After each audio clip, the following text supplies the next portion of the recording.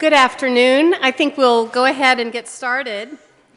Welcome to this afternoon's public lecture by Lerone Martin with two distinguished respondents, Professors Gerald Early and Laurie Maffly-Kipp. I am Marie Griffith. I'm the director of the John C. Danforth Center on Religion and Politics here at Washington University in St. Louis. And all of us at the center are delighted that you're here with us today. I want especially to thank our communications specialist, Deborah Kennard, there in the back, and our associate director, Rachel Lindsay, right there, for their great work in putting today's event together, making it both possible and productive, we hope. Thanks so much to both of you. And let me just remind you at the outset, if you haven't yet silenced your cell phones or other buzzing devices, if you'd be kind enough to do that now, we'd all be grateful. Lerone Martin currently serves as a postdoctoral research associate at the Danforth Center. He earned his BA from Anderson University in Anderson, Indiana, and his Master of Divinity degree from Princeton Theological Seminary before completing his PhD in religion at Emory University in 2011. From 2010 to 2013, Lerone was an assistant professor of American religious history and culture at Eden Theological Seminary, right here in St. Louis, where he taught courses in American and African American religious history. He is currently completing a book project with New York University Press entitled Preaching on Wax, the Phonograph and the Making of Modern African American Religion. The monograph, which is now in press, and I think slated for a fall release, if that's correct, tracks the role of the phonograph in the shaping of African American religion, culture, and politics during the first half of the 20th century. Lerone has received numerous research fellowships from institutions such as the Louisville Institute for the Study of American Religion, Emory University's Howard Hughes Medical Institute, the Fund for Theological Education, and Princeton University's Center for African American Studies. He currently serves on the American Academy of Religion Steering Committee for the Afro-American Religious History Group, as well as the Committee on Teaching and Learning. In the past, he has worked as a research consultant for continuing education and recidivism at New York's Sing Sing State Prison, as well as an instructor at Georgia's Metro State Prison. His commentary and writing have appeared in numerous popular media outlets such as CNN, Religion Dispatches, Charisma, the St. Louis Post-Dispatch, and the Atlanta Journal-Constitution. Above all, though, I'm very pleased to announce that just a few days ago, Lerone accepted an offer from Washington University to serve as an assistant professor of religion and politics in the Danforth Center on Religion and Politics and Arts and Sciences.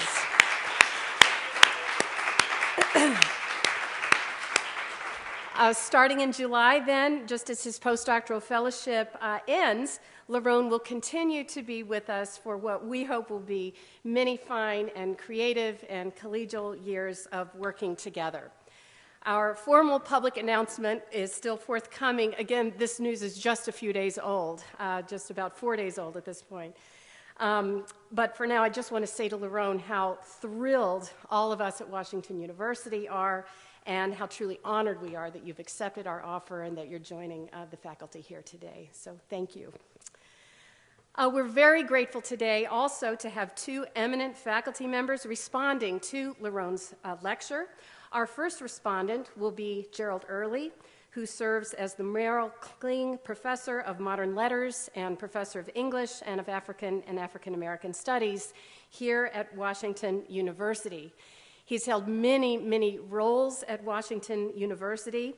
For many years, most notably, perhaps, he served as the director of WashU's Center for the Humanities, which he built into an extraordinary intellectual community here.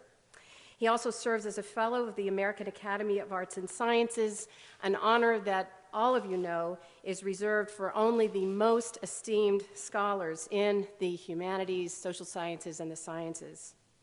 Last year, President Barack Obama nominated Gerald to the National Council on the Humanities, the 26-member advisory board to the National Endowment for the Humanities. The U.S. Senate confirmed his appointment, and he was sworn in on November 14th, 2013. And if you don't know, the National Council on the Humanities meets 3 times a year to review grant applications and to advise the NEH chairman. Needless to say, it is a very high position that helps shape future generations of humanities scholars and the scholarship for truly generations to come. Gerald is a prolific writer of essays and books and the author of numerous works that include, but are not limited to, the following: A Level Playing Field, African American Athletes in the Republic of Sports, One Nation Under a Groove, Motown and American Culture, and The Culture of Bruising, Essays on Prize-Fighting Literature and Modern American Culture, which won the 1994 National Book Critics Award. The recipient of a Whiting Writers Award and a General Electric Foundation Award, Early is currently finishing a book about Fisk University. He serves on the board of advisory editors of the Oxford Companion to African American Literature. He has served as a consultant to 5 Ken Burns films. He's a trustee of the Missouri History Museum and of the National Humanities Center, and he's been a long-standing advisory board member of the Antioch Review. And I have had to leave out 3 times that amount of items from his longer CV. So we're so thrilled that you're here as a respondent today, Gerald. Our second respondent today will be Laurie Maffly-Kipp, who joined the Danforth Center last July as a distinguished professor in the humanities. A widely renowned historian of American religion, her research and teaching focus on African American religions, religion on the Pacific borderlands of the Americas, and issues of intercultural contact. Laurie's publications are also quite numerous and include Religion and Society in Frontier California, where she explored the nature of Protestant spiritual practices in Gold Rush, California, articles on Mormon Protestant conflicts in the Pacific Islands, African Americans in Haiti and Africa, and Protestant outreach to Chinese immigrants in California, a volume of co-edited essays entitled Practicing Protestants, Histories of Christian Life in America, 1630 to 1965, a co-edited collection of essays about Mormons in the Pacific world, Proclamation to the People, 19th Century Mormonism and the Pacific Basin Frontier. Most recently, she authored Setting Down the Sacred Past, African American Race Histories, American Scriptures, a Penguin Classics anthology of sacred texts, and Women's Work, a co-edited collection of writings by African American women historians. And currently, she is working on an exploration of Mormonism in American life and in global context as well, that will be published by Basic Books. Prior to joining us here at Washington University, Laurie was with the University of North Carolina at Chapel Hill, where since 1989 she taught in religious studies and American studies.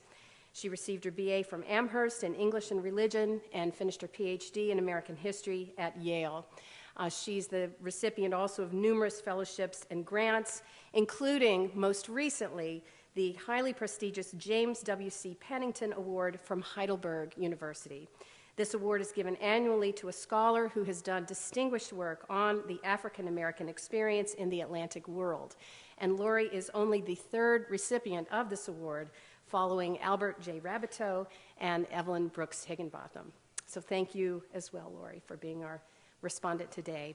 Now please join me in welcoming Lerone Martin, whose lecture is titled Let the Record Play, the Phonograph in the Making of Modern American Religion.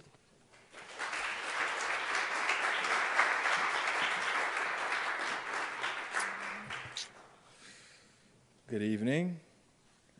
Thank you for coming this afternoon. I want to thank everyone for being here. I'm really excited to share with you all this afternoon, a portion of my research that I've been conducting for my book, as Marie mentioned. Much of the research and the final touches have been put on while being here at the Danforth Center. So I want to especially thank the Danforth Center on Religion and Politics for all of its support in helping to bring this project very near to completion. The director of the center, Marie Griffith, as well as all the faculty, my fellow postdoc, dissertation fellows, and support staff have been utterly amazing. Their advice, counsel, and guidance and feedback have been priceless. The center's intellectual rigor is perhaps only surpassed by its collegiality and deep sense of community. So thank you to everyone at the center.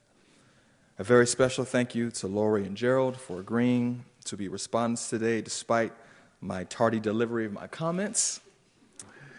Both Laurie and Gerald have mentored me in substantive ways over the past year. Laurie's work and knowledge of the field have guided my own work, and Gerald offered much sound advice back when I was seeking a publisher for this project. So it's nice to have him here as I approach full circle with the publication of the project later this year. Thank you again for both of you for agreeing to do this.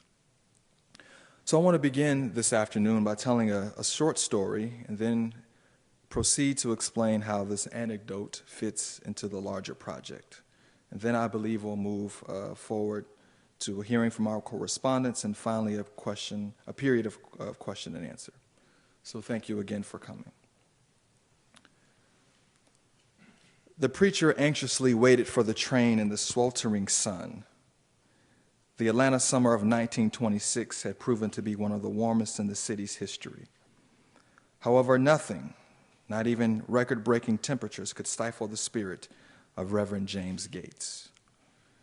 The rural sharecropper turned urban migrant preacher was anticipating a train to New York City for an unprecedented month-long preaching tour. Few would have suggested that Gates, an unschooled sharecropper born in rural Hogansville, Georgia, a generation after slavery, would be a headlining preacher in the urban metropolis of New York. By 1926, Gates had been preaching for more than a decade, but through the impending New York City crusade, he would reach more people than he had during his entire ministry. When the train finally arrived, the country preacher headed to the colored section of the Jim Crow train en route to preach to the masses. This, however, was no ordinary preaching revival. Reverend Gates was headed to the city to record his rhythmic folk sermons for leading record labels. The recording capital of the world had come clamoring to him after the resounding success of his April studio session with Columbia Records in Atlanta, where he recorded his first sermon, Death's Black Train is Coming, which is sitting over here. While the more commonly known black ministers of the era, such as Martin King Sr. or Reverend D. Ransom, for example, desperately sought to distance themselves from any and all signs and sounds of black folk expression, Gates embraced it. He excused the urbane, didactic, and stoic sermons of such ministers. Instead, he preached his homilies in black vernacular expression, namely in the form of the folk sermon. His preaching was marked by metaphor, simile, and double descriptors and the use of verbal nouns such as funeralize. All of this was done in the form of the chanted sermon, beginning with conversational prose and then transitioning to a metrical, tonal, and rhythmic chant. A staged and primed studio congregation joined the folk sermon with singing and clapping and shouts of affirmation and music.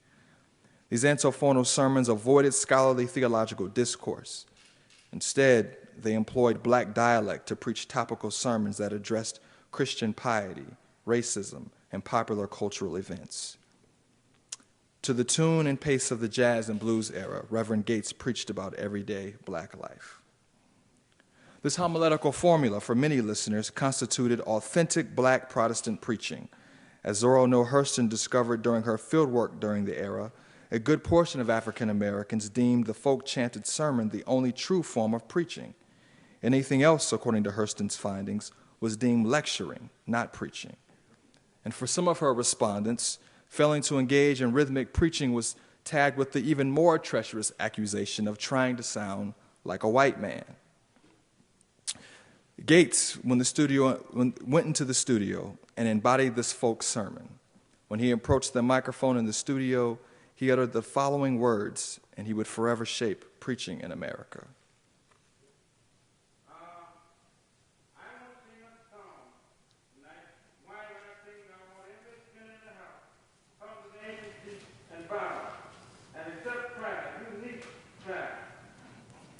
After this brief introduction, Gates proceeded to express old-time religion, preaching and singing in a chanted manner. He took the facets of a typical black evangelical worship service, complete with call and response, antiphonal singing, and even mention of the anxious bench, a new measure of evangelism made famous by revivalist Charles Finney. Gates took all of this and condensed it to fit into the limited time parameters of a 78 record. He recreated the African-American evangelical worship experience on wax.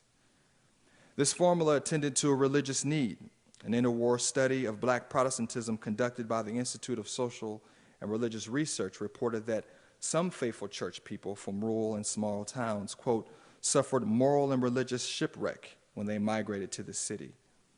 Many urban churches refused to adjust their worship practices according to the folkways of the rural diaspora.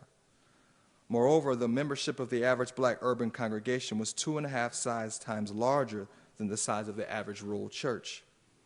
Understandably, as the ISRR reported, one rural migrant lamented, quote, a large number of Southern people desire a church similar in worship to the churches in the rural South. Sales indicated that Reverend Gates' sermon filled this desire. This phonograph religion that Gates pioneered, albeit to the industry's surprise, sold quickly.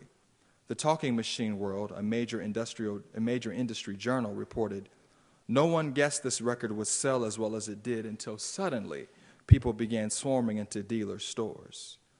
The sermons flew off the shelf, even outselling jazz greats such as Bessie Smith and Ma Rainey. Streams of religious consumers rushed to buy the sermon. America's black rural diaspora heard the familiar in the folk preaching of Reverend Gates. The 75-cent spiritual commodity was almost twice the average hourly wage at the time, but the cost didn't matter. Americans got phonograph religion. Black newspapers dubbed the record the greatest sermon. The marketplace seemed to agree. G.K. Korn, a Columbia record dealer in Newark, New Jersey, quickly sold out of his initial shipment of Reverend James Gates' first recorded sermon.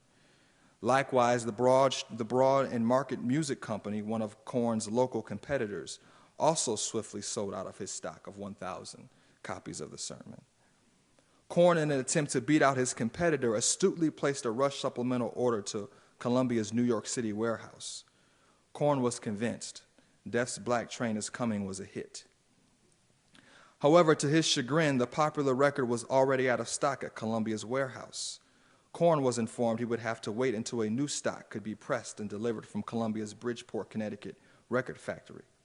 Korn retorted, quote, I'm unable to wait. The demand is too strong for this record.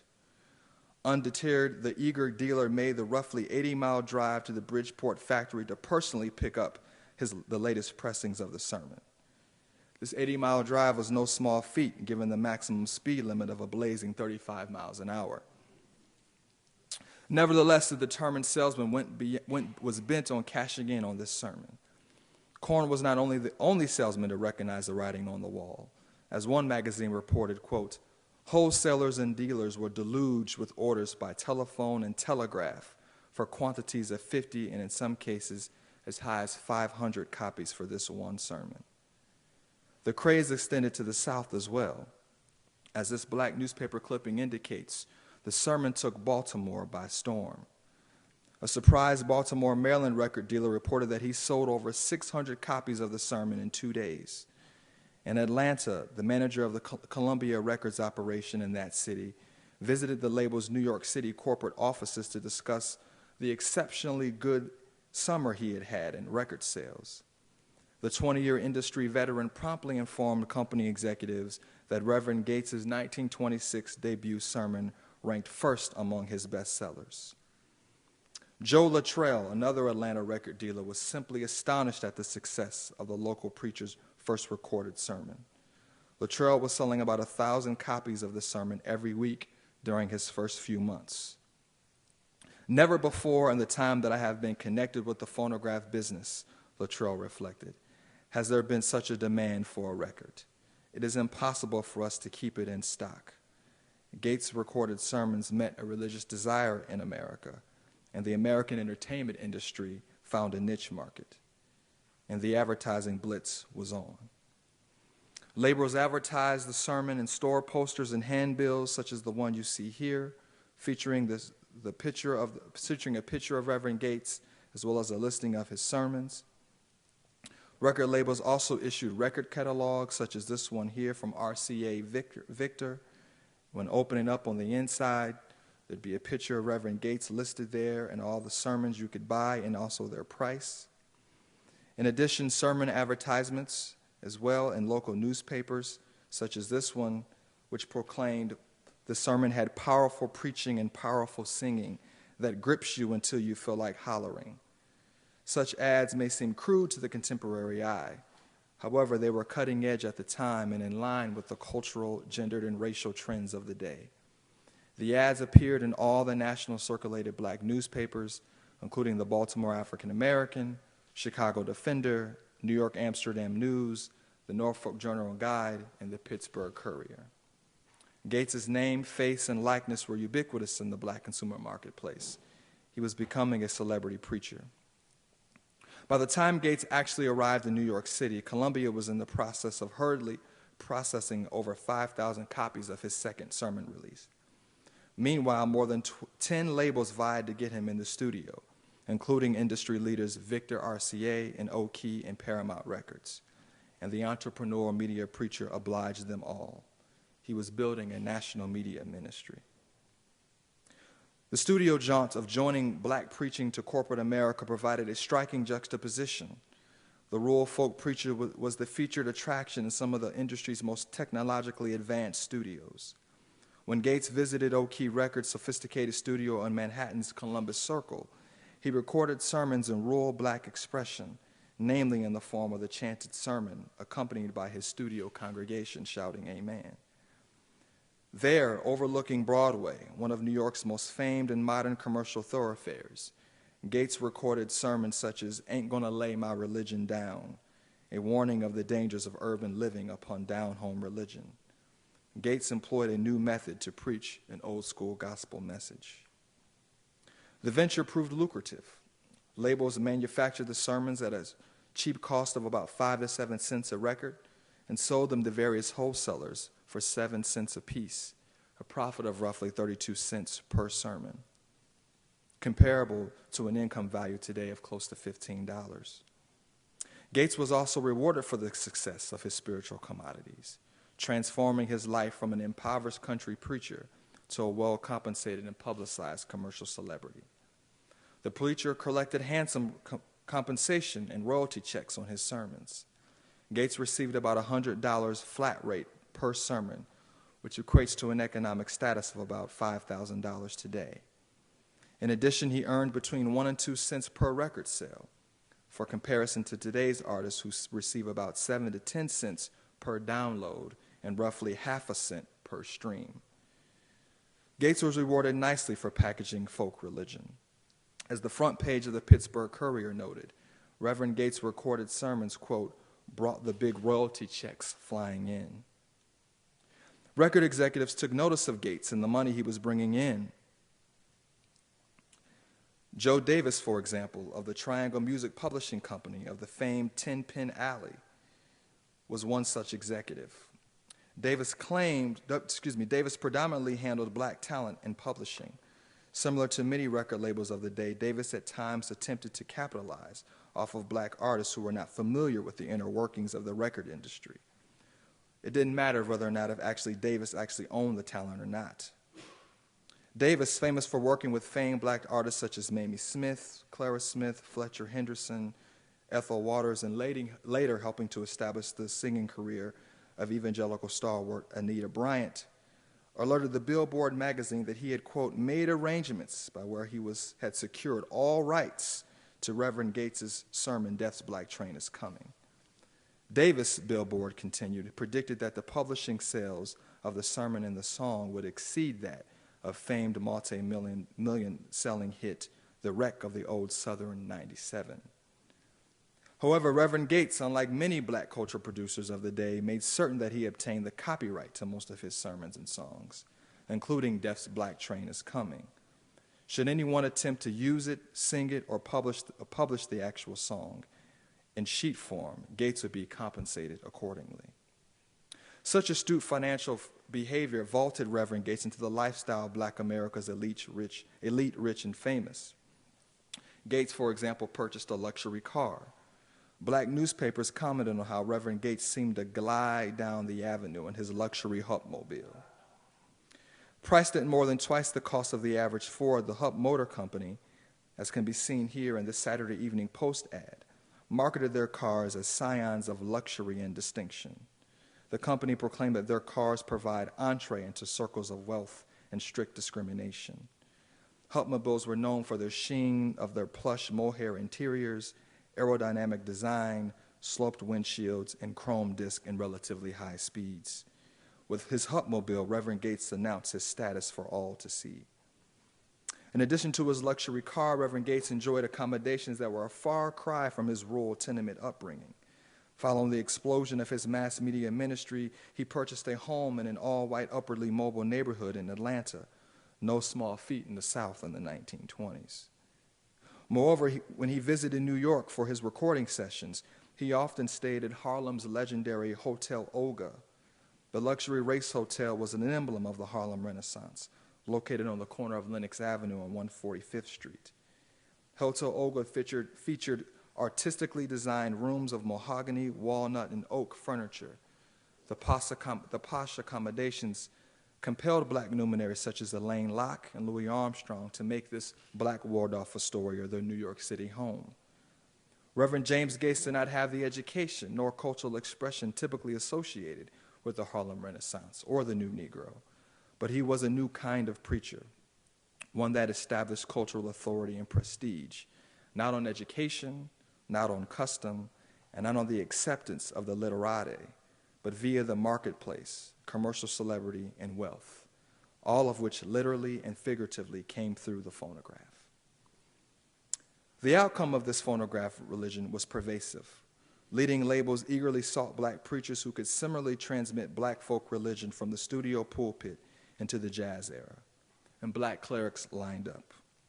Their sermons flooded the Black consumer marketplace and Black press. For example, the chanted sermons of Kansas City Baptist minister Reverend J.C. Burnett sold very well. His January 1927 Columbia sermon, The Downfall of Nebuchadnezzar, was a tremendous success.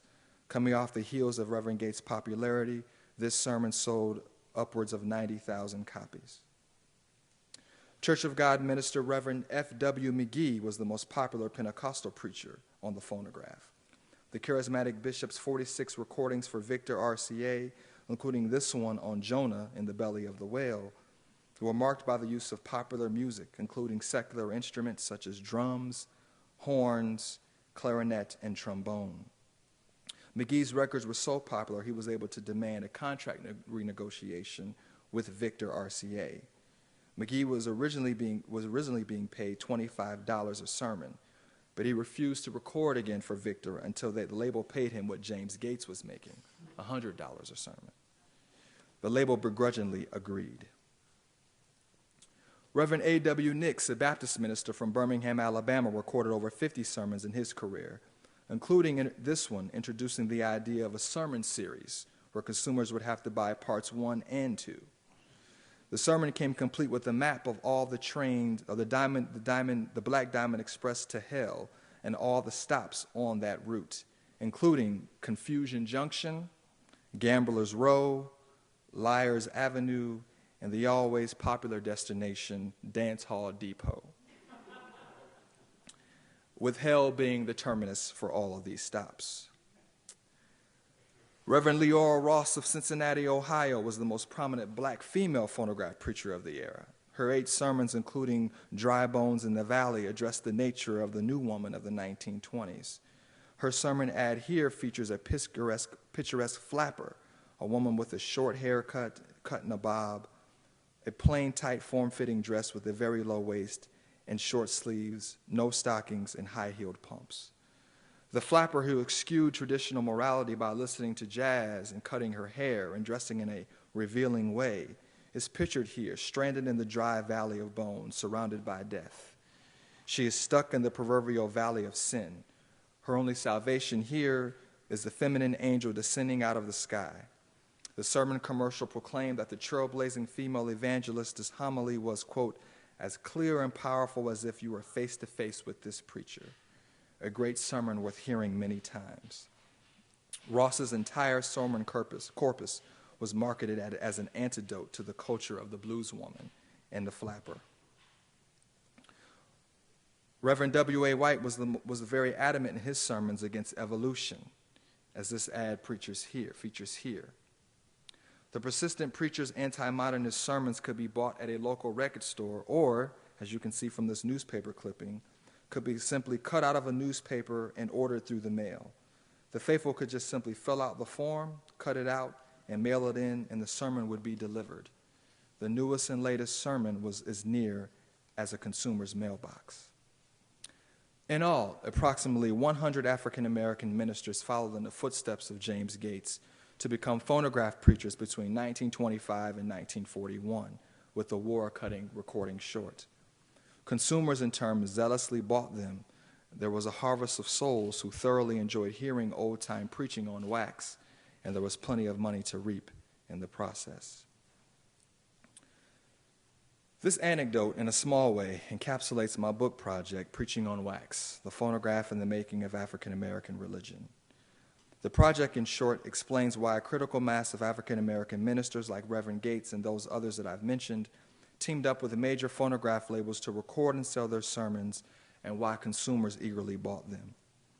More specifically, the book chronicles and evaluates how this phonograph religion, as I've termed it, significantly contributed to the shaping of modern African American religion and religion in America in general. The phenomenon of phonograph religion begins in many ways with the Great Migration. From 1900 to 1930, more than 3 million African Americans left their rural homes in search of better lives in urban America. More than half of this black cultural rural diaspora moved to the urban South, while there are about 1.4 million Southern-born African Americans living in the urban North and West. This widespread urbanization severely changed patterns of consumption, community, as well as canons of civil and religious authority. This fundamental shift in worldview altered the way Americans understood and practiced religion. Formerly held beliefs and authorities were brought into question. In a word, religion and the role it played in life in America changed dramatically during the Great Migration. Protestant clergy perceived the colossal population and cultural transformations as a clarion call for revival, not necessarily a collection of large religious gatherings of emotional fervor, but varying efforts to remake or revive the faith and its social mission in order to grapple with the reevaluation of cultural authority and the new social and cultural mores of urban America. Some clergy, mostly liberal Protestants, augmented creeds and dogmas and practices according to the new mores, and even engaged in rigorous social work programs and book publishing. Evangelical clergy, however, attempted to hold fast to traditional beliefs, relying on professional old-time traveling revivalists and preachers to revive their faith. However, such efforts largely fell out of favor during the interwar period. As one clergyman of the time noted, the increasingly urban nation demanded, quote, a different kind of revival than traveling revivalists. Eager white Protestant clergy, therefore, such as Amy Semple McPherson and Charles Fuller, responded by taking old-time revivalism to the radio, a new medium for an old message. Evangelical black clergy, on the other hand, harnessed the phonograph as their instrument for the urban revitalization of black faith. The book, then, makes 4 interrelated interventions in the history of African American and thus American religious experience, as well as media and sound studies. The first intervention brings the phonograph to the fore in the study of American religion. There has been much work in the discipline of American religious studies that chronicles the significance of mass mediums such as print, radio, film, and television, and the internet and the practices of Protestant Christianity. However, the field has been slow to consider the phonograph as an equally vital tool within these religious traditions. The phonograph has often been thought of solely as a music device, but it was actually America's primary entertainment medium prior to radio. Thomas Edison, the inventor of the phonograph, anticipated the day when he would see a phonograph in every American home. His dream became a reality as Americans used the device from everything from public entertainment, as can be seen here, folks meeting at a phonograph arcade to listen to phonographs and to jokes and music. And Edison's picture is there on the side wall there. Folks gathered in public as a public amusement, as well as people gathered for home gatherings to listen to their favorite fitness record, comedy record, speech, or music record during social gatherings, as can be seen here. The phonograph was also used by presidential hopefuls and presidents to record their stump speeches. So long before we were inundated with emails by the Obama campaign and the Romney campaign and the other politicians' campaign, you would be perhaps bombarded with a campaign record by a presidential hopeful. These records were made and given away for free during the campaign. And the phonograph was also used, of course, as you can see here in this picture, for record sermons, as being done here in this snapshot by famed preacher and politician William Jennings Bryan. The phonograph was so popular in America that a 1925 study of 36 small U.S. cities concluded that more than 50% of homes had a phonograph. The device was equally popular in large cities. As this graph shows, a 1927 study of home equipment in cities of 100,000 or more found that 60% of homes owned a phonograph, compared to 23% who owned a radio. Americans were crazy over their phonographs. Injecting the phonograph into studies of American religion broadens our understanding of the various ways Americans have practiced and understood their faith. Moreover, studies of the phonograph expand our purview and our cast of the historical characters, corporations, and settings that played a significant role in shaping and fastening that religion. Which leads me to my second point, but related. Focusing on the phonograph integrates African American clergy and the role of race into the history of early religious broadcasting. Phonograph religion helped to carve out religious commodification in broadcasting in America in the 20th century. Religious broadcasting, as religion scholar Jonathan Walton has pointed out, is not just the widespread utilization of sound mediums for proselytization, but also the industries that aid clergy in producing, merchandising, and marketing their spiritual products.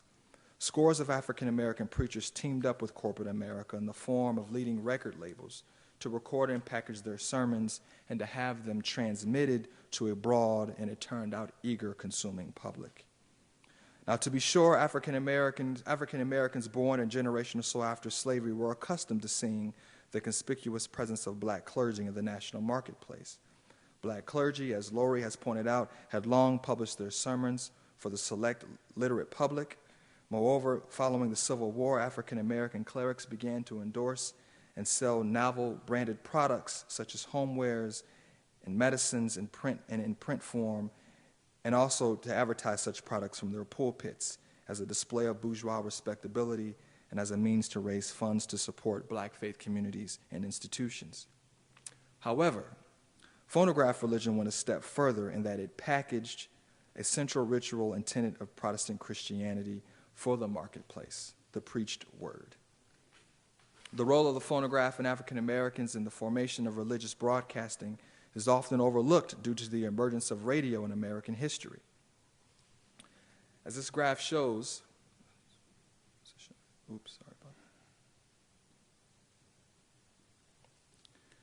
by 1930, approximately half of white homes did indeed own at least one radio. The number rose to close to 90% of the following decade, as radio began to displace the phonograph. Many white mass media religious celebrities, as I mentioned earlier, Amy Semple McPherson and Charles Fuller, for example, utilized radio to become religious icons. Radio, however, as you can see from this graph, was still out of reach for most African Americans in 1930. Many stations refused to nationally broadcast African Americans as many commercial sponsors bucked at the idea of having their products associated with blacks. Moreover, the forced circumcised role blacks played in the economic life of the nation limited black access to radio. As Herb Scheel of St. Louis's very own Artophone Phonograph Corporation attested, that even though radio was increasingly popular by 1930, his company continued to prosper from black patrons who could not afford radio. Indeed, the average cost of radio did not dip below $50 until the late 1930s, which is a contemporary equivalent of $800 today. Shield, who served as vice president of the local company, banked on the fact that black consumers, by and large, did not have money to buy radios in those days. Indeed, by 1930, only 7% of African-American households owned a radio, compared to even the most rural black faith communities, which boasted phonograph ownership rates of twice that much. It would take until 1945 for the majority of black homes to have a radio. So it was the phonograph, not radio, that was the most populous medium in black life during the interwar period. Black consumers especially flocked to their record players once the phonograph industry began to record jazz and blues, and which were called race records. An unprecedented rise in recreational spending during the interwar period marked the emergence of modern consumer rights. Urban life offered the rural diaspora regulated working shifts as well as higher wages and salaries with daily and weekly cash payrolls, as opposed to the inconsistent wages of farm life. Urban migrants were lavished with more money than many had ever seen and the leisure time to spend it. This was evident in the rise in recreational spending. In the first 20 years of the 20th century, the average household expenditure for non-necessities, such as cars, cosmetic products, homewares, and records, grew by just 1%. However, from 1920 until the end of the Second World War, the average family expenditure for these items grew by almost 10%. The period witnessed the largest incremental increase in leisure spending in American history. Americans were buying phonographs, blues and jazz records, cars and clothes, and a host of other mass-produced goods with unparalleled alacrity. Religious institutions, by and large, did not benefit from this economic boom. The hike in recreational spending coincided with a decline in the percentage of income Americans devoted to religious work. Urban residents, native and migrant alike, were increasingly devoted their dollars to the non-essentials of the consumer market and less to religious life. The uncertainties of 1919 were over, penned famed sage of the era F. Scott Fitzgerald. Indeed, it was the jazz age, an age of excess, when Americans, quote, went on the gaudiest, greatest spending spree in history. African Americans, with their newfound discretionary income in urban America, fervently purchased popular blues and jazz records. The bellowing voices of Bessie Smith, Ma Rainey, and Blind Lemon Jefferson, for example, were heard in countless black neighborhoods. Black faith communities largely opposed this race record phenomenon. The musical sagas and suggestive advertisements of sexuality, alcohol consumption, and black working class life challenged established notions of black decorum and propriety of the era. As a result, black ministers, women's clubs, and the black literati targeted the consumption of race records as a dangerous hindrance to racial progress. This ruling class agreed that race records were as intoxicating and perilous as liquor during the Prohibition era. However, black faith communities disagreed on how to respond. Some mainline black churches, as the common plotline goes, addressed the challenge that was the black entertainment industry by using church resources and facilities to produce bourgeois-styled amusements aimed at racial uplift. As this political cartoon shows, from the era of 1925, you see there's a car listed there. The license plates say jazz. There's a wonderful couple there who are kind of shocked. The gentleman there is losing his hat because the car is driving by so fast. And the quotation says, "Jazz, petting, parties, flapperism. It's just ruining the youngsters of today." And at the bottom there, the newspaper article says, "News item, churches are being urged to institute sane amusements, including old-time dances to curb the unbridled jazz spirit of present-day youth." This was one way to sort of create alternative forms of amusement. This was one way to respond to the jazz era. However, others, such as W.E.B. Du Bois, viewed such efforts as a waste. Du Bois argued that black churches should keep their focus on spiritual matters and rely on trained black professionals, such as himself, outside the church to produce wholesome amusements. So Du Bois was on the founding board of Black Swan Records, which is listed here, which was the first black-owned record label, which tried to produce and record sort of classical music aimed at bourgeois uplift. Both of these efforts, though, to create sort of alternative amusements and to have sort of the black entertainment industry by professional men to combat the jazz craze, were both met with moderate success. Evangelical black clergy, however, chose a third way. They joined the black entertainment industry in the form of the phonograph trade to have their sermons recorded and sold. Preaching on wax in this way made black Christianity a mass-produced commodity. The aim of this phonograph religion, in part, was to address the materialization of modern consumer culture. It was an effort to steer black amusement and black consumer culture back towards the church. Phonograph preachers packaged their sermons as desirable commodities as a means to address and redress the trends of black consumer culture, while the phonograph industry welcomed the chance to broaden their market shares. These complementary desires resulted in the mass production of black Protestant sermons by leading record labels. Some of the most recognizable companies in the country recorded these wax homilies and used their resources to advertise and market their sermons in a ubiquitous manner. Their spiritual wares were advertised and sold in numerous places, including black newspapers, posters, handbills, department stores, chain stores, mail order catalogs, and local record shops. The preached word, along with black popular music, art, film, and beauty products, became a mechanized product in the burgeoning consumer marketplace of the 20th century. Black preachers desperately sought the exposure, reach, and relevance afforded by the phonograph and consumer culture, while the industry welcomed the market shares. Seen in this way, the transmitters of phonograph religion were actually apostles of modern church work in America and significant architects of the popular religious broadcasting that we see today.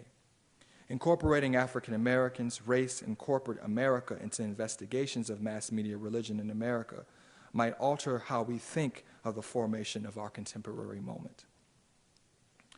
Next, celebrity. In addition to injecting a new medium and different forms of commodification and broadcasting into the aforementioned fields, phonograph religion also helps us to rethink commercial celebrity, clergy, and Christian practice. Phonograph religion initiated the tradition of black clergy gaining authority through the commercial marketplace. The nationwide packaging, marketing, and selling of recorded sermons made phonograph preachers commercial celebrities.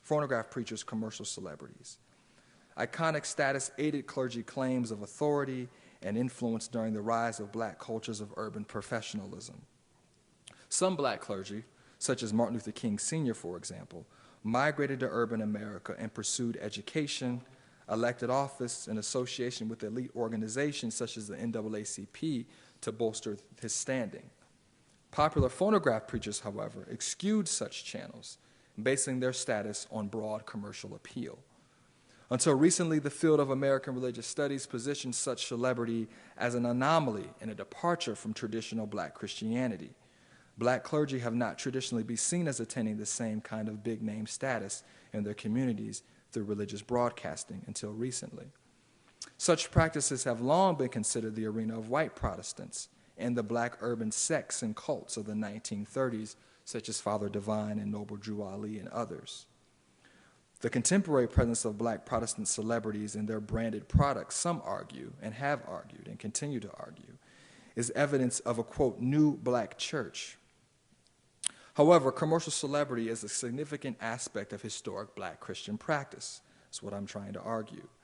Clergy from the black Protestant establishment, such as Baptists, Methodists, and Pentecostals, became modern celebrities solely based on their phonograph products. Their image, names, and products were seemingly ubiquitous and advertised in the same manner as some of the most recognizable names in American culture. As you see here, Reverend James Gates, his sermons are being advertised for Christmas time, and he's being advertised with no sense of irony next to Louis Armstrong and Duke Ellington there, among others. Such exposure vaulted popular phonograph preachers to similar commercial publicity, public adulation, and compensation of leading black entertainers of the day. The cultural import of the marketplace was just as significant as the traditional networks and mediums of professionalization, particularly for African Americans who lacked access to or merely did not desire membership in the black literati or professional classes. In this world, the market, not the world of letters, was the arbiter of esteem, and market popularity, as opposed to the world of letters, bestowed upon these phonograph preachers a level of esteem and clout at a time when old forms of ministerial authority were being severely challenged by the emergence of black professionals during the new Negro era. The black professional classes distinguished their own new Negro clergy, while the consuming public chose its own leading preachers. So this is just another example here. This is a phonograph catalog that one could order, and in the same catalog I showed earlier, you see the picture of Duke Ellington on the left with a listing of his records you could buy. Then you would flip the page, and then there'd be Reverend James Gates pictured there as well with all his sermons listed and the price as well. Understanding this history, then, has implications for the past and present. It invites historians and scholars of contemporary religion and culture and casual observers of the same to seriously investigate and reckon our contemporary moment, not as a blimp on the historical screen, but rather as a legitimate tradition in black Christian practice, a tradition worthy of serious inquiry, as has been devoted to the traditions of bourgeois racial uplift and community mobilizing, most notably as experienced through Martin Luther King Jr. Such work can help us to break the bonds of prescriptive notions and understandings of proper church work in our own contemporary moment as well as in the past. Finally, clerical authority or religious authority. Closely related to my previous points, phonograph religion offers insight into the nature of modern black religious authority. The iconic clergy of phonograph religion not only challenge the sources and channels of traditional black clerical authority from custom and education but onto the marketplace, but also the very tone of that authority. As black religious broadcasters wedded their cultural and social standing to the market and celebrity rather than profession and custom, their ability to authoritatively address and protest social ills was tempered according to the dictates of the consumer marketplace. Teaming up with the phonograph industry gave black evangelical preachers extraordinary influence and reach. Recorded sermons were constant in the marketplace. Consumers could rarely avoid seeing religion. Yet this fame came with a price, as the market circumscribed these preachers' authority even as it gave it to them. For example, Reverend James Gates preached a sermon called Stay Out of the Chain Stores in 1930. It was a popular trend at the time about opposing chain stores. This picture here is from the magazine of Business Week from 1930. And you see here the chain stores depicted as the enemy, who cares, and the people around them are accusing them of various different things. And you see the woman there on the right who says, "You didn't help build our churches." So James Gates picks up on this in a 1930 sermon of the same era. However, with the sermon being sold actually in chain stores, the record label chose to never release the record, and it was never ever meant to the consuming public. So the content of these sermons then, right, were curtailed by the principles of corporate America in many ways. The phonograph then amplified, even as it attenuated the voices of black clergy. Such analysis helps us to understand how clerical authority and religious discourse is both mediated and formed in the past and in our current moment, and how the hands of capitalism, commerce, and corporations have played in that religion that we hear and see today. In conclusion, the story of phonograph religion broadens our narrative of African American religion and helps us to better understand and trace our past, the factors that determine which historical actors and mediums we decide take center stage in our historical narratives, as well as our present moment. After Reverend James Gates was laid to rest in August 1945, a journalist praised the phonograph preacher and memorialized him, concluding, "His memory will linger long." Reverend Gates is not well remembered or chronicled compared to other celebrity and media preachers in American history. However, the ethos of the religious culture he helped to popularize, that is, the tradition of preaching on wax, endures to this very day. Evangelical expressions of African American and American religion have been conspicuous aspects of every popular medium. These media preachers have continually packaged their sermons, ministries, authority, and lifestyle according to the popular trends and personas of the entertainment industry.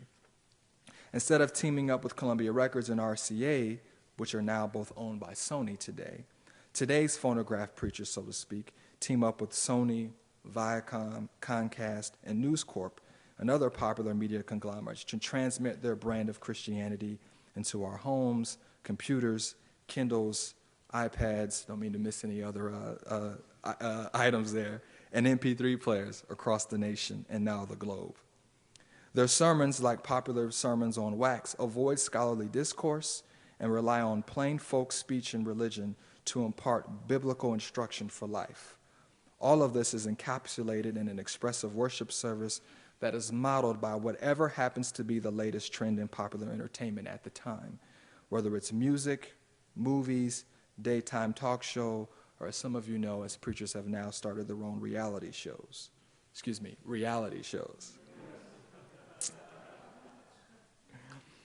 Many meet with resounding success, demonstrated through their purchase of ultra-expensive cars and other modern luxuries for all the world to behold.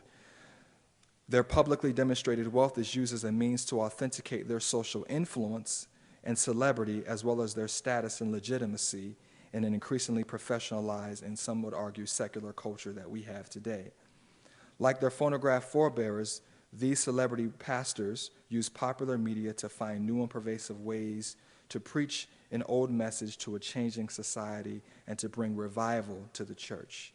The appearance fees and royalties of leading religious broadcasters of today easily surpass the status of Reverend James Gates and other phonograph preachers. But the ideology remains the same. Popular, mostly male, evangelicals today, as in the 1920s, firmly believe that mass media, popular entertainment, commercial viability, and the life of celebrity, not the elite or professionalized channels of education, elected office, or denominational organizations, are the best means to bring about revival for Christianity and reestablish clerical and religious authority. These practices have all largely stemmed from preaching on wax, and this record plays on. Thank you.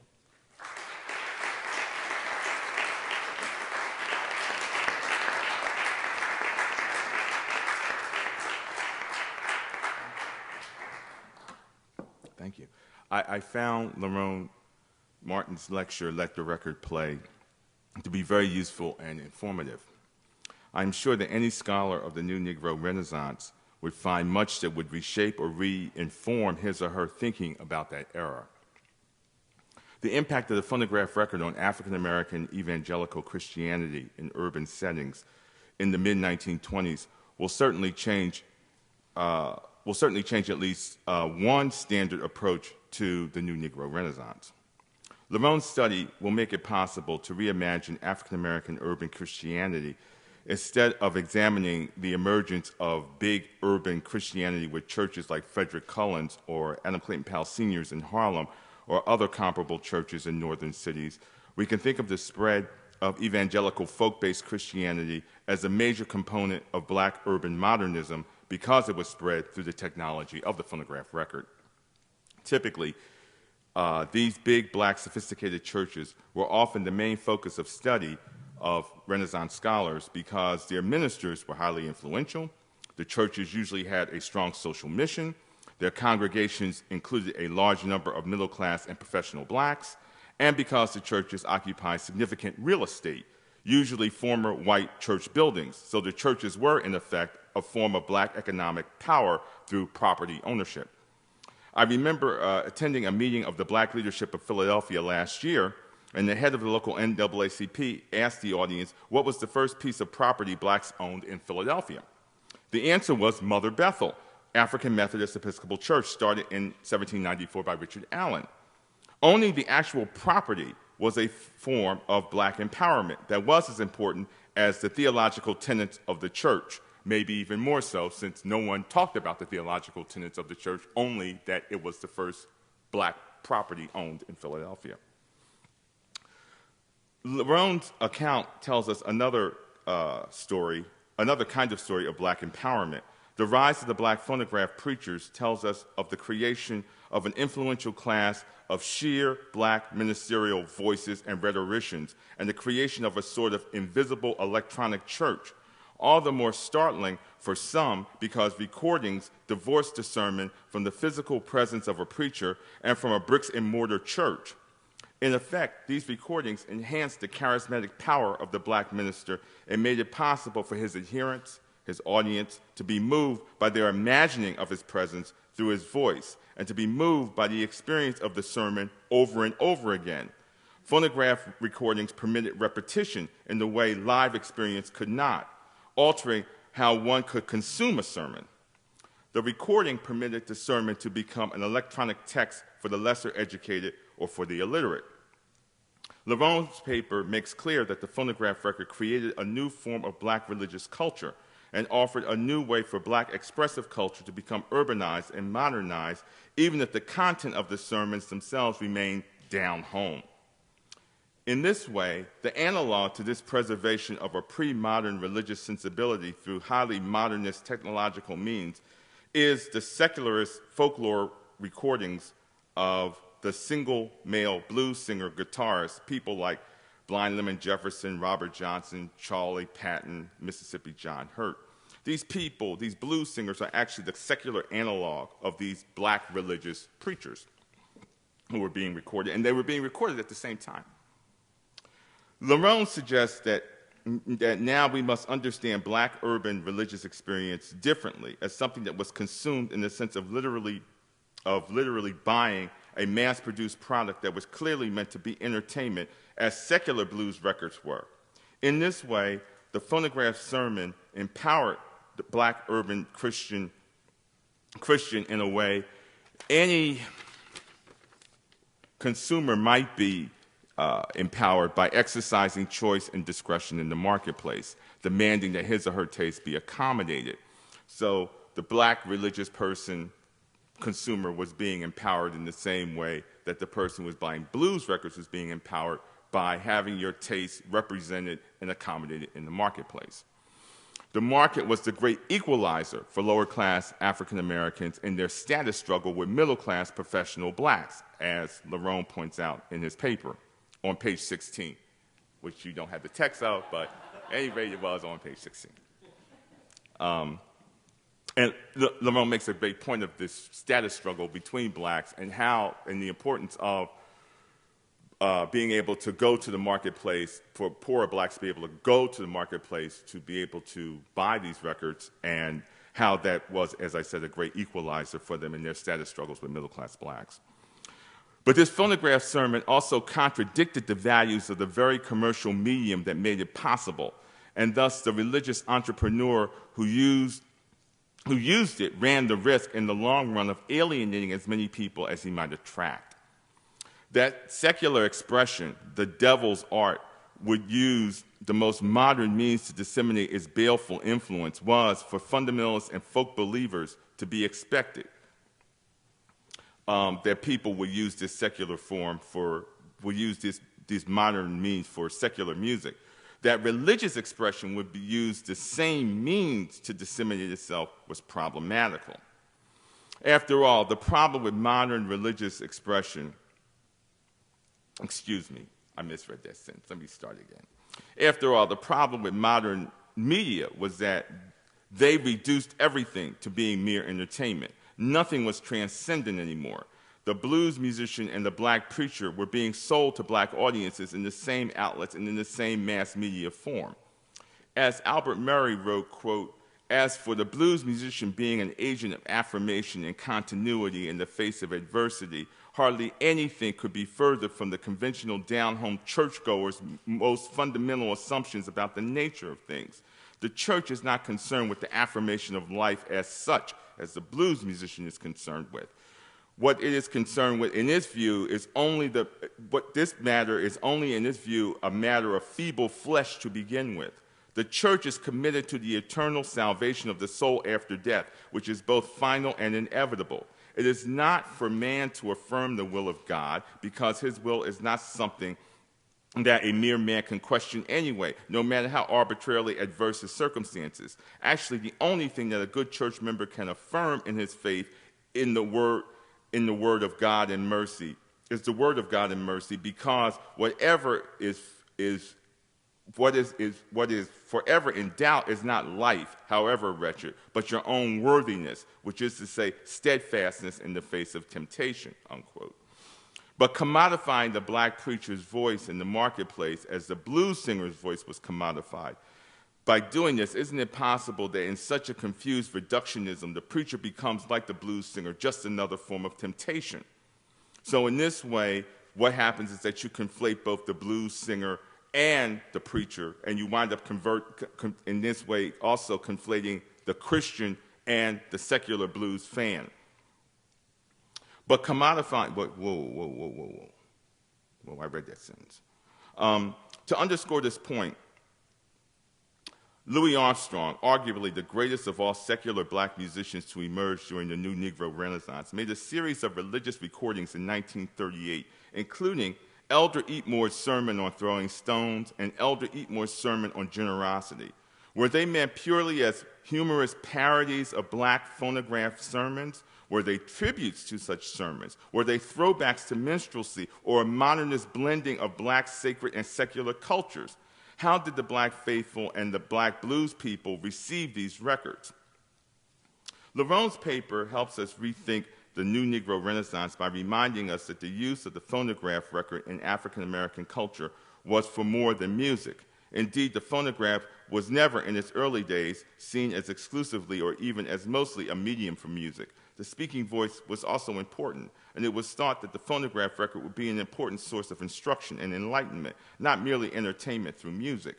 When people think of African Americans in the phonograph record, they think of race records, which emerged in the early 1920s, largely with black women singing blues music. Of course, major black jazz musicians of the period, like Duke Ellington, Louis Armstrong, King Oliver, and Fletcher Henderson, were also recorded. But initially, white record companies put out blues music as race records. Black musicians like James Reese Europe, Wilbur Sweatman, and W.C. Handy were recorded before the coming of race records, but it cannot be said that what they recorded was clearly identified as black music or race music. It was only in the 1920s that a clear market category of music by blacks for blacks was understood as commercially viable by the recording industry. Blacks, thanks to the Great Migration, have become an audience whose taste was worthy of being catered to. And it is this music that rightly receives a great deal of attention when considering the relationship of blacks to phonograph records.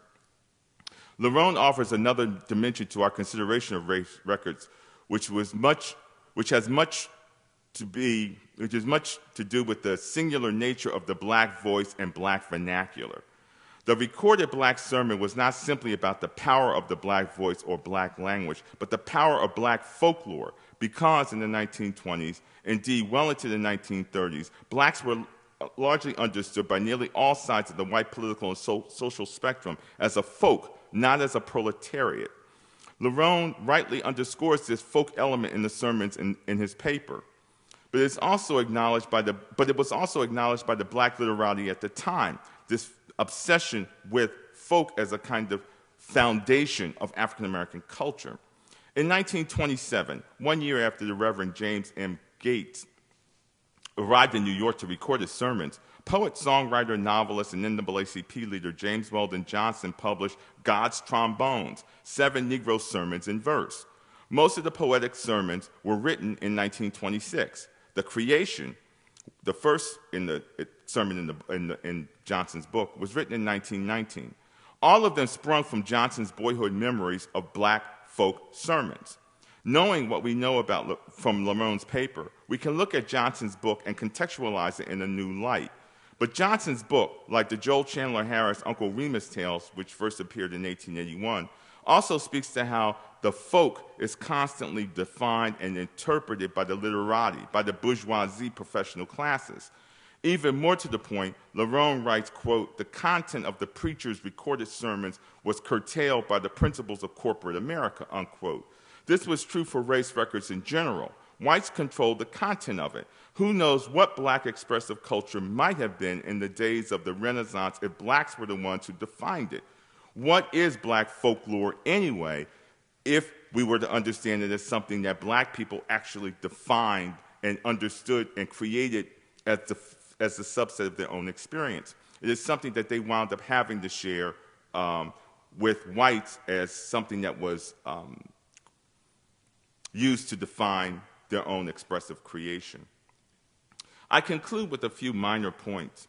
Lerone makes a point of how popular phonograph records were among blacks and how blacks had considerable discretionary income to buy the records and phonographs, which were expensive.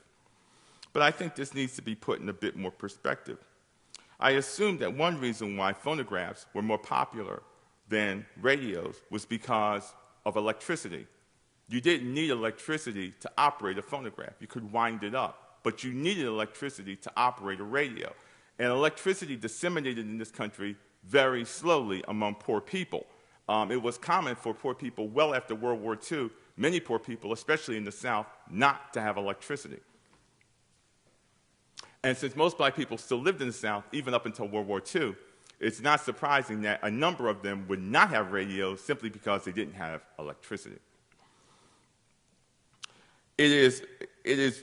Moreover, it is unclear exactly, really unclear, how many recordings were sold by black artists in the 1920s and 1930s.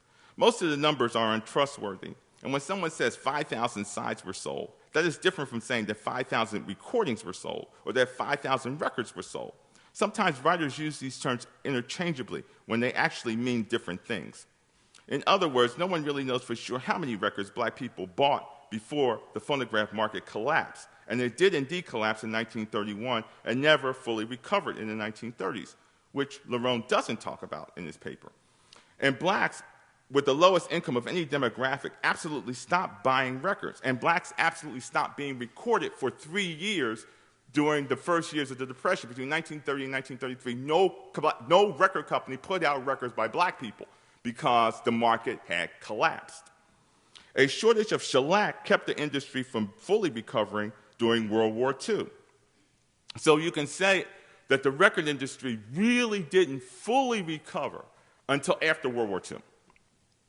Moreover, I would not by any means discount the impact of radio on African American life, even if black households by percentage owned fewer radios in the early 1930s than they did phonographs, as Lerone points out. That I think that the influence of radio is not to be confined by the number of black people who own them. There are two occurrences in the 1930s that reveal the incredible impact of radio on black people's lives. First, the popularity of the Amos and Andy radio program, which began in 1929, about two black migrants who came to the city, played by white actors, imitating black Southern speech. The Pittsburgh Courier launched an anti-Amos and Andy campaign in 1931, trying to get black people to stop listening to the show and, in fact, to politicize blacks to the point where they would demand that the show be taken from the air. It may be that blacks did not own a high number of radios, but clearly the popularity of the show among blacks showed that blacks had access to radios, and that fact may be more important than their ownership of them. Interestingly, the Courier's attempt failed. The other example of the impact of radio was the rise of heavyweight boxing champion Joe Louis. Even before Louis became champion, he was the hero of black America, largely because they followed his fights on the radio. Maya Angelou provides a very famous account of this in the opening of her autobiography, I Know Why the Caged Bird Sings. Black communities literally shut down when Joe Louis fought.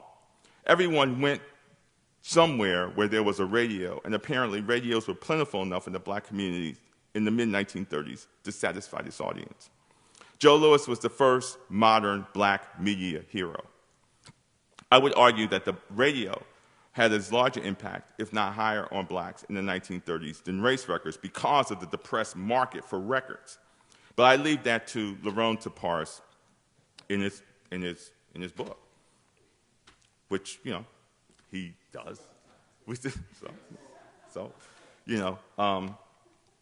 An observation about phonograph recordings. The amount of time on both size of a 78 recording, as Lerone is pointing out, was very limited. It's only about 6 or 7 minutes. Long-playing albums invented by Columbia Records did not appear until after World War II.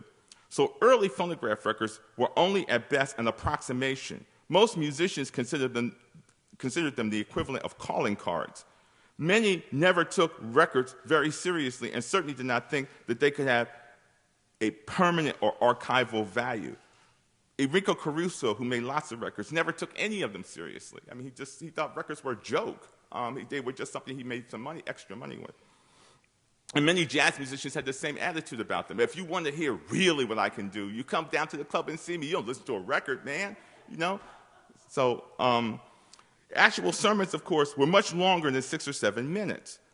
Also, because a record freezes a performance in a particular instance, the sense of improvisation, which was so important in how these people did their sermons, is lost. It's replaced by the mechanical repeatability of the record. How have these distortions between recorded and live experience affected our understanding of Black expressive culture? And I wish that's the question. I hope that's the question that Lerone might look at in this book about how the distortions between recorded and live sermons really some way affected Black expressive culture and altered it in some ways, as the difference between recorded music and live music affected Black expressive culture. About discretionary income, let us look at the Negro League Baseball, an urban phenomenon, as an example of Black discretionary spending. The leagues, the most ambitious national business venture by Blacks, were relaunched in 1933 during the heart of the Depression. The owners lost money every year of the 1930s. Their first profitable year was 1940, when, because of defense spending, Black income began to rise in actual dollars. This rise continued throughout the years of World War II, and for each of those years, the Negro Leagues were profitable. The Negro Leagues were not profitable during the 1920s when they first came into existence as part of the new Negro Renaissance. Other factors may, of course, play into this, but I don't think we can really talk about significant discretionary income among urban Blacks en masse until World War II. I'm not saying that Lerone is wrong when he says, in what he says about Black discretionary income in the 1920s among urban Blacks. As Leroy Jones wrote in Blues People about the economic transformation of Blacks as a result of the migration to cities, quote, the Negro as consumer was a new and highly lucrative slant to American society, unquote. Clearly, Black people had money as a result of going to being part of urban life. But it also was more expensive for Black people to live in cities. You were making $5 an hour if you worked for $4, but rents in Detroit ate up your money because it was comparable to what you were making. So I just think that Lerone might temper a bit how enthusiastically and unconditionally he discusses the extent of Black discretionary spending in the 1920s, because Black people did have more money, but I don't think they had as much money as his paper makes me feel. And it is a fact that Black income did not significantly rise in this country. In fact, of course, it bottomed out during the Depression. It did not significantly rise in this country until World War II. And what happened with the Negro Leagues is perfectly exemplifies what I'm talking about with that. But it was an excellent paper, and I'm very happy to have had an opportunity to read it and to make a few comments.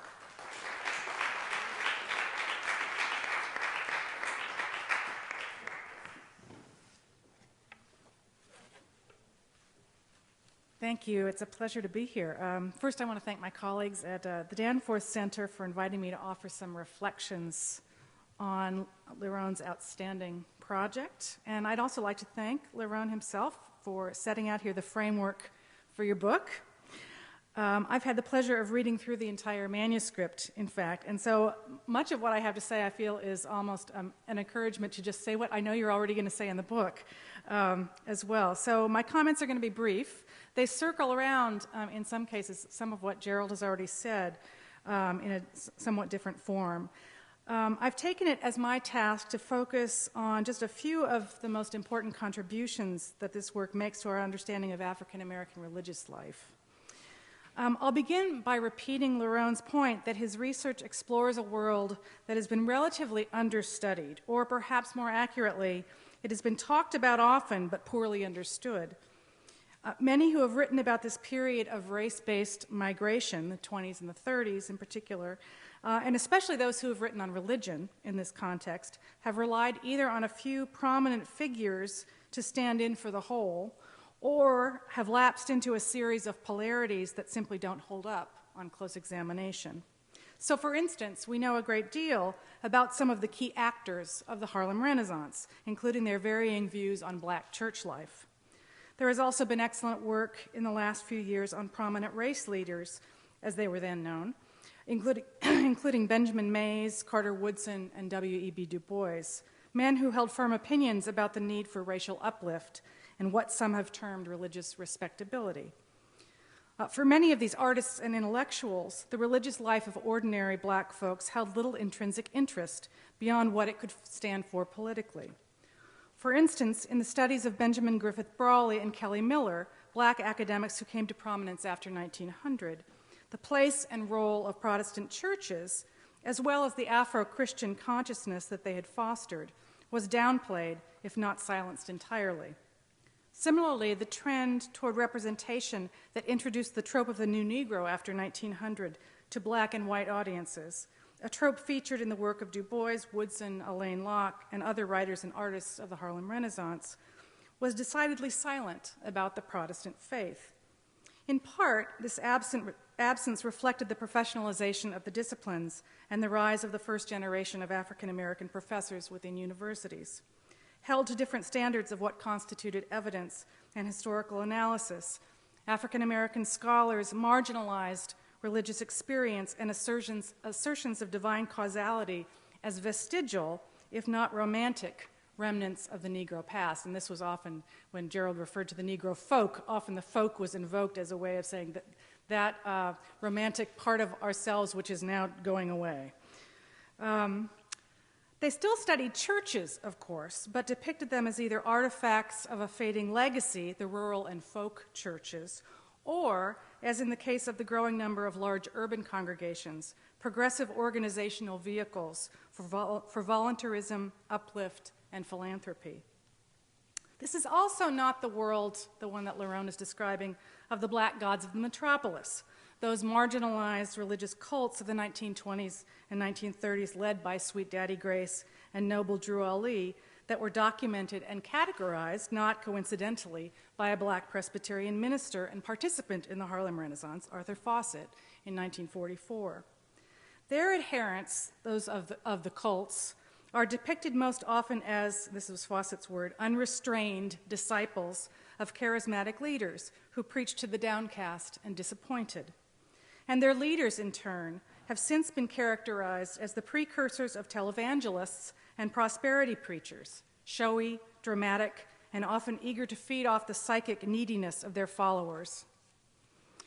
Aside from the representative figures who aren't really representative, on the one hand, scholars have also offered understandings that rely on polarities, particularly the north-south dichotomy, and here I'm talking about the Great Migration, that tend to narrate the migration itself as a confrontation between rural, backward, uneducated, enthusiastic, spirit-filled Southern folk and urbane Northern blacks who worship sedately and with gentility.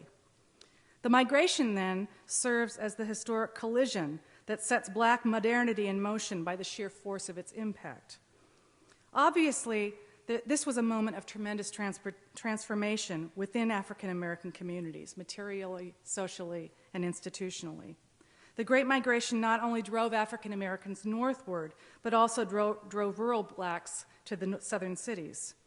Churches like Mount Calvary Baptist in Atlanta, many of which already had substantial numbers of members, doubled and even tripled in size within a 10-year period.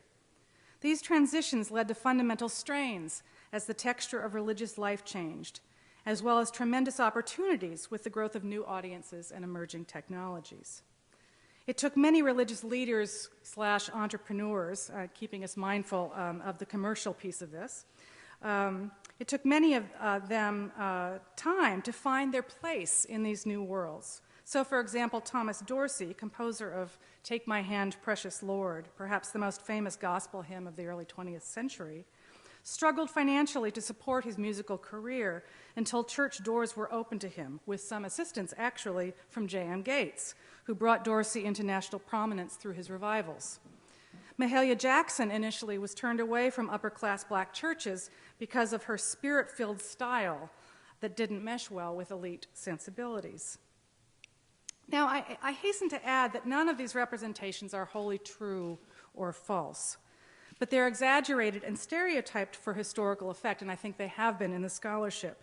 The focus has been on differing interests, regional, ritual, denominational, rather than on the worlds that enveloped all African Americans, the world of national politics, the world of technological changes, and the world of market economics. Indeed, I've always found it revealing that the pillar of the Protestant community, Carter Woodson, wrote a regular column for Marcus Garvey's Negro World, a collaboration that defies many of our categorizations of black religious life. But I want to paint this broad picture because it serves to highlight, I think, one of the great insights at the center of Lerone's work on black preaching in the phonograph.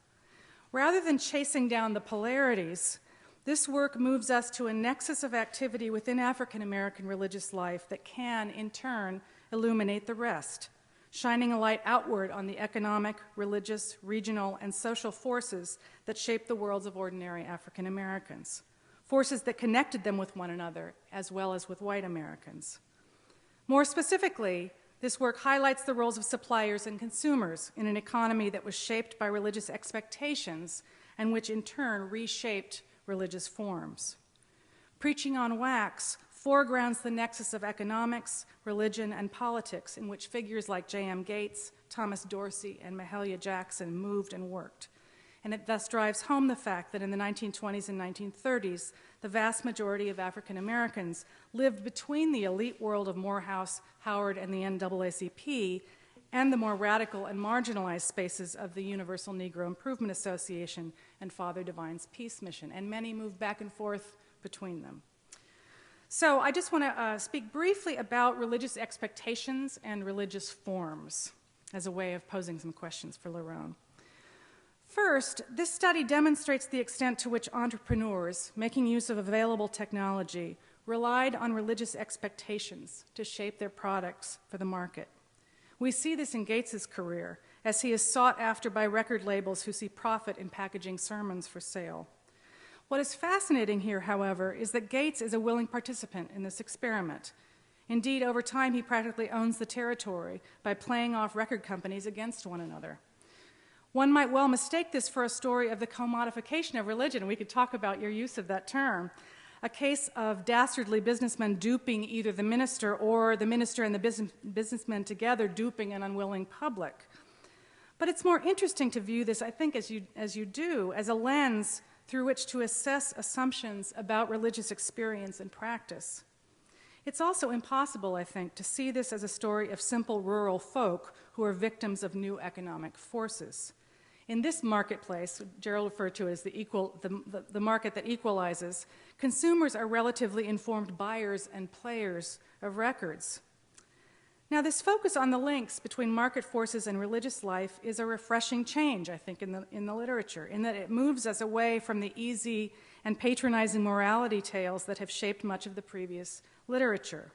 Migrants may have been displaced, but they were not without some choices and power. This approach also links this work very helpfully to new studies of the role of public relations and business capital in the civil rights movement.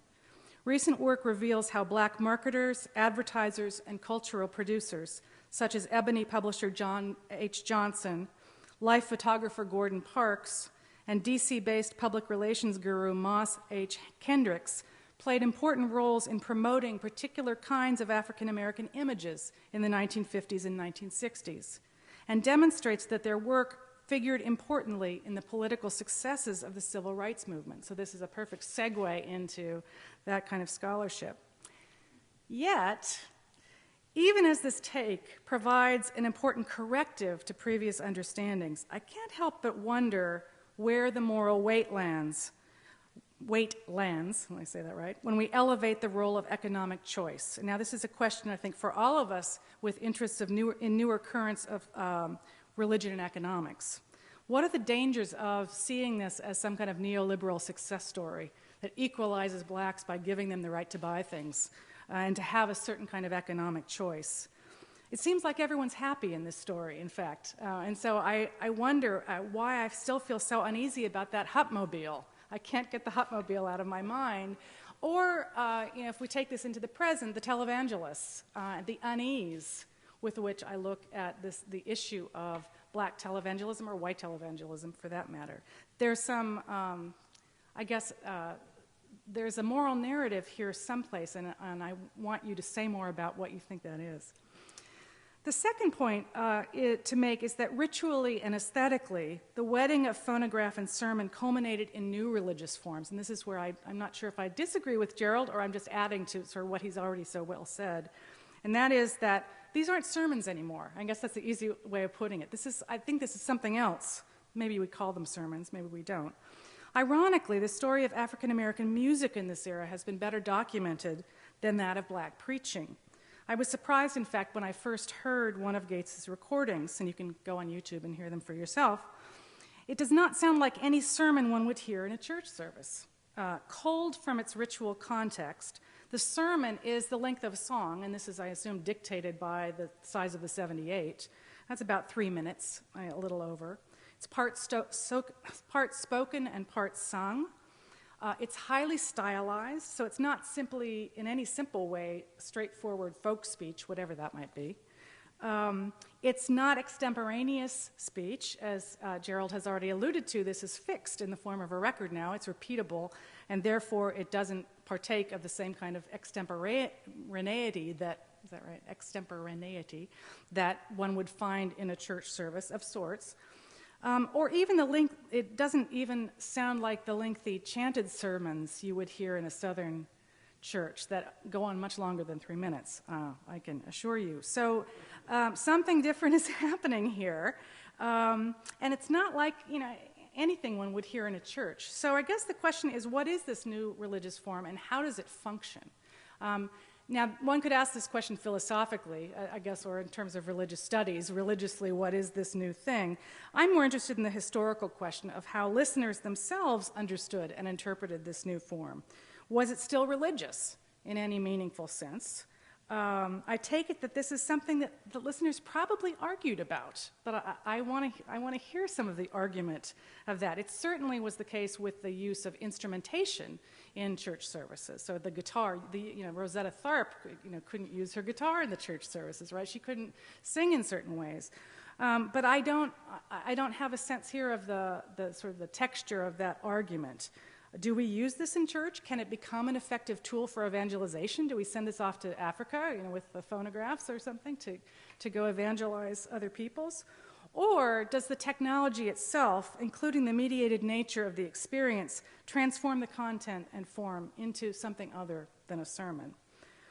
In colloquial language, I think the question is, are we still doing church when we listen to a sermon on a phonograph?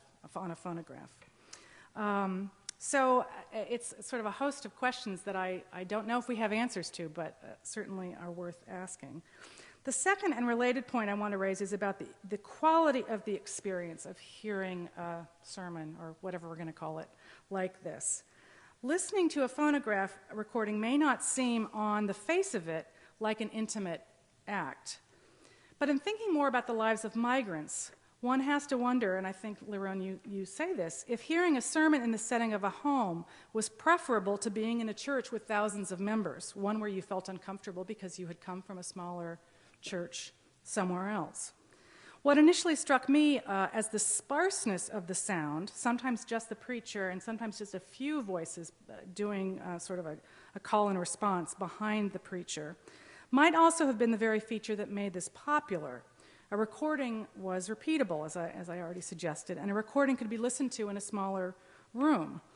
Lerone mentions that the sermons allowed migrants to hold fast to their faith, but it's just as significant, I think, that the form of the sermon itself, not just its theological or doctrinal content, provided a way to replicate a lost experience of small-town churches. But was it church? And was it a sermon? And was it the old-school gospel message in any meaningful sense? Or is there an irony here that we could pull out? Now, some of these questions, you've alluded to, I think, some of the contemporary issues, but I would also just flag sort of the perennial question in religious history of new technology. For example, these days people are doing research into things like online church services. Is it a church service if you turn on look at your phone and are somehow virtually with a group of people having church? And what is that experience like? So there are all kinds of, I think, contemporary questions that this lends itself to that go beyond the specific experience. Now, to loop back around to the market, I think Lerone's book leaves us with a pressing question here. A culture of consumption, as some of its, I think, advocates would have, generously offers us all a kind of agency, a measure of choice, and a vehicle that promises to break down spatial and even perhaps racial boundaries. Lerone does an outstanding job here of showing us how African Americans in the 1920s and 1930s molded the market to their pressing needs and perhaps were molded by it, including their religious needs. But he leaves it to us, I think, to gauge the true costs of such economic inclusion and sacred authority. So, thank you very much.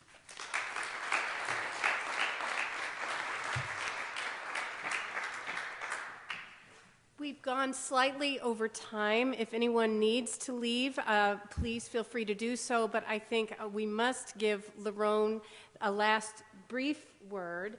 And I would only just say my only regret here after a wonderful lecture and responses is we don't really have time for audience questions. So I would urge you to email questions to Lerone if you have them, lerone.martin@wustl.edu. I know he'll appreciate them, but we'll give you the final word, Lerone. Lerone.martin@wustl.edu. So let me just say really briefly that I'm glad I haven't gotten my proofs yet for the book. I still got some time. There's still hope. Thank you both for your comments. I don't really know where to start. I'll say this question of electricity. I'll start there. I really appreciate that question, particularly given that, as you mentioned, that most African Americans are living in the South still up until after World War II. And in particularly, the majority of African Americans are living in rural areas that the census describes as rural areas, which are 2,000 people or less. So I really appreciate that comment about the electricity. Thank you for that. And the discretionary income. I appreciate those comments. I'm wondering about the role of installment buying or credit buying, that there are ways in which that while folks, the income may not be as what maybe I've painted the picture, but installment buying and credit buying, this new phenomenon of buying an installment, does aid African Americans in purchasing items that perhaps they could not afford. And I'll just say really briefly, Laurie's question, thank you for the question about the neoliberalism success story. I really appreciate that. I do try my best to leave it up to the reader. I'm torn, and maybe it comes through in what you've read, because I was raised on this culture, but I also see the harmful effects of it. So what I've tried to end with is sort of to think about the limits and possibilities of this sort of religious culture as best as I possibly can. And as far as the length of the sermons, and by the way, if you want to come look, these are up here. They're from 1925 and 1926. What I've tried to argue is that essentially what these folks have done is to do a sermon introduction and then go straight to the climactic close. And since they're being marketed as sermons and called sermons by by newspaper advertisements, and actually on the records themselves, I've tried to sort of use that term because that's how they're being marketed. And I think